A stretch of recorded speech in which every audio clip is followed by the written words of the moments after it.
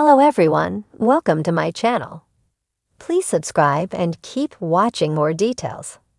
Chase Chrisley admits he's living in a bus. Chase Chrisley has finally admitted that he is living in a bus. This shocked fans as they did not understand where he had recently been. Well, a lot more is making sense, and fans are waiting to find out what he has in store for the future. He is currently going through his own sobriety journey, and fans are proud of him for making this decision. Keep reading to find out more about this situation and what is going on. Chase Chrisley launches new drink amid sobriety. Chase Chrisley has recently dove into his sobriety. He has realized that he does not like who he is on alcohol and decided to change that. So he launched a new non-alcoholic seltzer. You can still feel included in the party while drinking these. However, you do not face the repercussions of alcohol. This has been a long journey. However, people are proud of him for choosing this. He has admitted that he is living on a bus.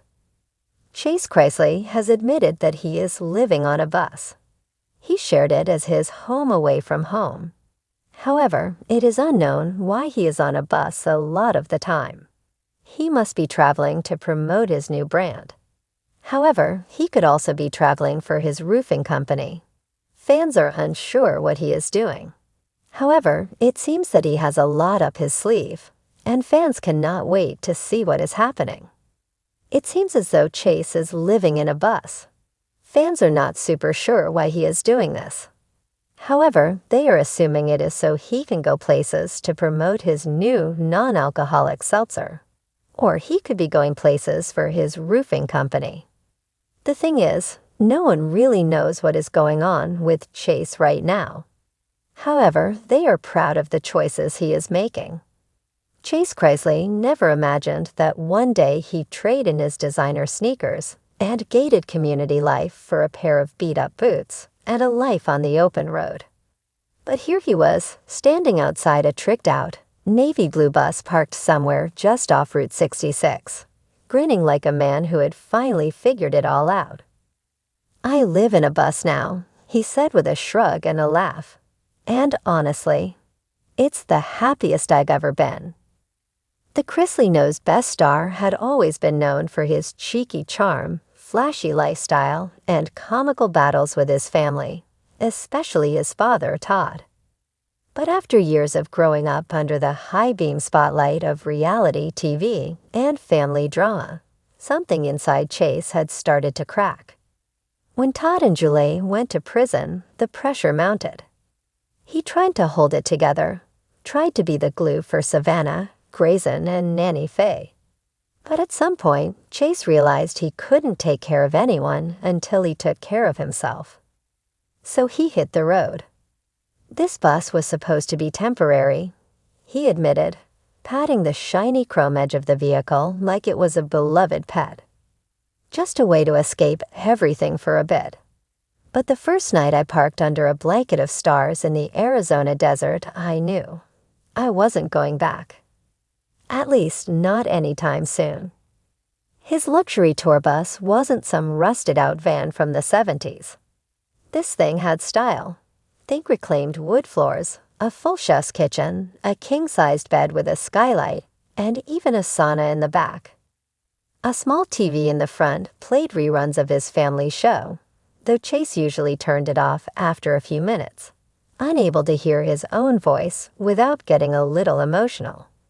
"Sometimes it feels like a different life," he said, looking out the window as wild horses grazed in the distance. "Like that Chase, the one obsessed with his hair and Instagram likes, isn't me anymore." Now his hair was longer, wilder.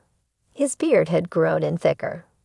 He wore vintage flannel shirts he picked up from roadside thrift stores and jeans that had been patched up 3 times. His phone barely had signal most days, and he liked it that way. His days were spent exploring national parks, journaling, hiking, and playing his guitar on the roof of the bus. At night, he cooked over a fire pit and stargazed. It was a rhythm far from the chaos of courtroom headlines and Bravo marathons. Of course, his choice to live in a bus came as a shock to everyone, especially Savannah. "She thought I was having a breakdown," Chase said, laughing. She showed up in heels and a Louis Vuitton bag, looked around and said, "You've completely lost your mind." But after spending a weekend with him, even Savannah had to admit there was something magical about his new lifestyle. He made the bus feel like home, not just to himself, but to everyone who visited. Nanny Faye even declared the mattress in the back more comfortable than started documenting his travels under the new Instagram handle at BusLife Chase, where he posted about solar panels, tiny house hacks, and personal revelations. Fans were stunned. This was a new Chase, deeper, quieter, but more joyful than ever before. He started volunteering at shelters along his route, offering supplies or just his time. In one moving post, he shared a photo of himself teaching a group of kids how to make s'mores over a fire. "I used to think I needed a camera crew and a big house to feel important," he captioned the photo. "Now I realize I just need purpose and a decent marshmallow to chocolate ratio." Despite the peace he found, Chase didn't pretend the journey was all sunsets and freedom. There were days when the loneliness crept in like fog, especially on holidays when he missed his family. Sometimes the bus broke down in the middle of nowhere. Sometimes the quiet got too loud.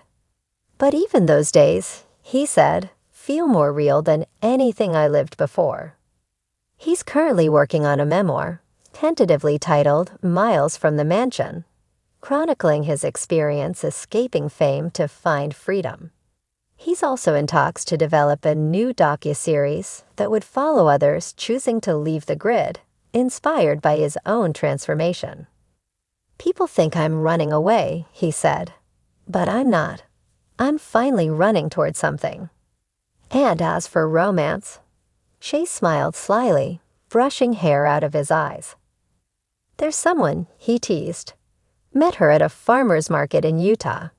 She was selling homemade candles and didn't know who I was. I asked if she wanted to come hike with me, and she said only if I didn't bring Hollywood Chase. So I left him behind.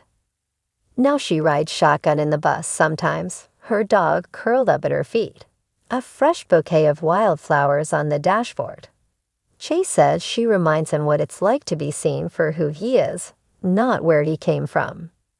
As the sun dipped low behind the mountains, Chase climbed onto the roof of the bus, his guitar in hand, strumming softly as coyotes howled in the distance. He didn't know where he'd park next. He didn't need to. For the first time in a long time, Chase Chrisley wasn't searching for the next big thing. He'd already found it. And it had wheels.